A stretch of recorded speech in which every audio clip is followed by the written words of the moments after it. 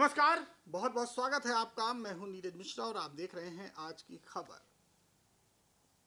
देश की राजधानी दिल्ली के रोहिणी कोर्ट में कल एक ऐसी घटना घटी जिसे शायद अगर कहा जाए कि अपराध के इतिहास में इस तरह की बहुत कम घटनाएं देखने को मिली है, जब एक बड़े गैंगस्टर जितेंद्र गोगी की हत्या कोर्ट रूम के अंदर, कोर्ट रूम नंबर 207 में जज के बिल्कुल सामने जितेंद्र गोगी की हत्या करी गई। और हत्या के बाद जो दोनों शूटर थे, जिनका नाम राहुल और दूसरे का नाम मैरिस, इन दोनों को भी सुरक्षा कर्मियों ने कोर्ट रूम के बाहर मार गिराया। दरअसल इस तरह की कोई जो वारदात है, इतनी दुर्दांत तरीके से जिस तरह से इस घटनाक्रम को अंजाम दिया गया, ऐसी कोई घटना जल्दी सुनने को नहीं मिलती, देखने को नहीं मिलती। लेकिन कल इसके तमाम वीडियोस भी सामने आए और ये पता चला कि अपराधी और गैंगस्टर किस तरह से बेखौफ हैं, उनके अंदर पुलिस का कोई डर नहीं है।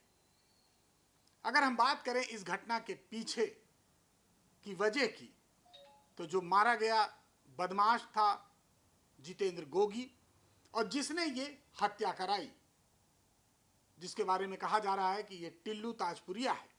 तो टिल्लू ताजपुरिया और जितेंद्र गोगी की अगर मैं पूरी वारदात या इनकी पूरी कहानी आपको बताऊं, तो ये इस तरह है कि जितेंद्र गोगी और टिल्लू ताजपुरिया वही है जिसके ऊपर कहा जा रहा है कि इसी के आदेश पर शूटरों ने जितेंद्र गोगी की हत्या की।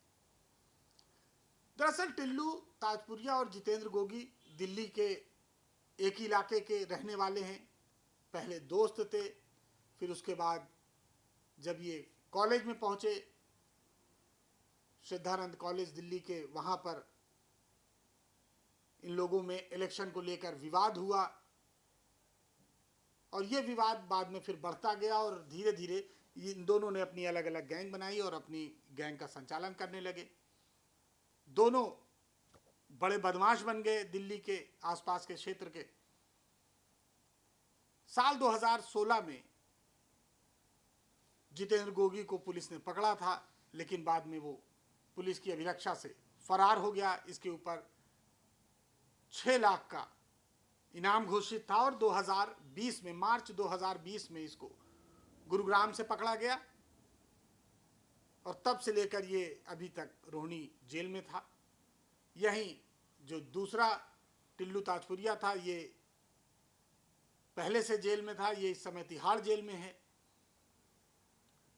दोनों के बीच गैंगवार लगातार चलती जा रही थी और अब तक कहा जा रहा है कि टिल्लू ताजपुरिया और जितेंद्र गोगी के बीच जितने विवाद हुए, जितने वर्चस्व को लेकर लड़ाई हुई, इस पूरे मामले में अब तक 80 से लेकर 100 लोगों की इस गैंगवार में मौत हो चुकी है। कल की अगर हम बात करें तो कल एनडीपीएस कोर्ट में इसकी पेशी थी जितेंद्र गोगी की। जज का कमरा 207, यहाँ पर 10:30 बजे जितेंद्र गोगी को लाया गया। उसके बाद उसको लॉकअप में रखा गया क्योंकि इसके केस की जो सुनवाई थी वो 1 बजे होनी थी। 1:15 बजे करीब इसकी पेशी हुई कोर्ट में। वहाँ पर पहले से ही 2 बदमाश वकील के भेष में बैठे हुए थे और जैसे ही जितेंद्र गोगी को पुलिस लेकर आई कोर्ट रूम में, चूंकि उसको तमाम सुरक्षा भी मिली थी और पता था कि इसके साथ कुछ ऐसी वारदात हो सकती है क्योंकि गैंगवार चल रही है, तो पुलिस भी लगभग हमेशा इसके साथ तैयार रहती थी।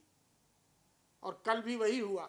जैसे जितेंद्र गोगी सीट पर बैठता है, उसके बगल वकील की वर्दी में 2 बदमाश राहुल और मैरिस, इन दोनों ने असलहे निकाले और ताबड़तोड़ कई गोलियां जितेंद्र गोगी को मार दी। जज साहब 2 फीट की दूरी पर बैठे हुए थे लगभग। उन्होंने ये पूरा वाकया अपनी आंखों से देखा होगा।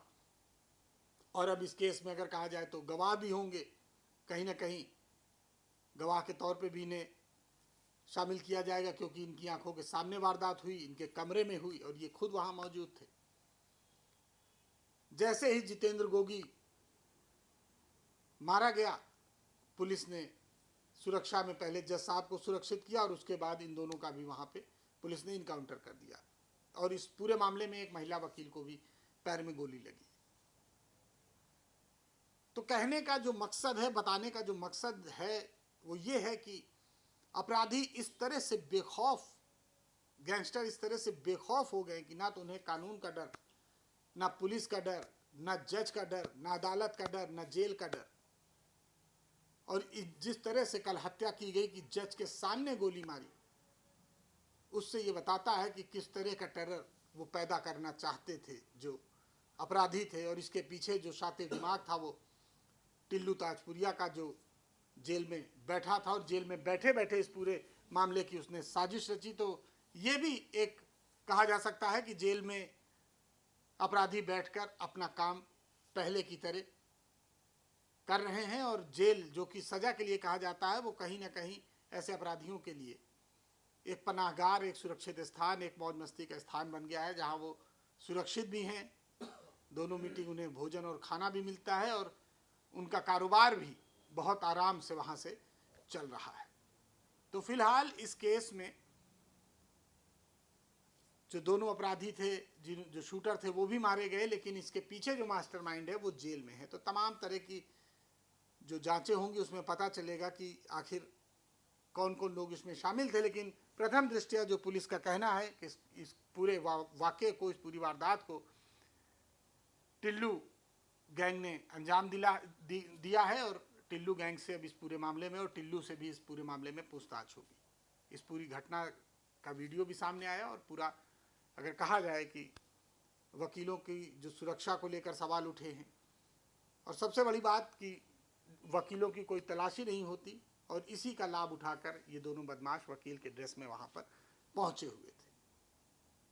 तो फिलहाल देखना ये होगा कि आने वाले वक्त में किस तरह से जांच होती है। लेकिन निश्चित तौर पर अगर कहा जाए कि देश की राजधानी दिल्ली में और रोहिणी कोर्ट के अंदर जज के सामने जिस तरह से हत्या की, कहीं ना कहीं अपराधियों के हौसले को ये पूरी घटना बताती है। तो इस तरह की तमाम खबरों के लिए बने रहिए हमारे साथ, जुड़े रहिए हमारे साथ, और देखते रहिए आज की खबर।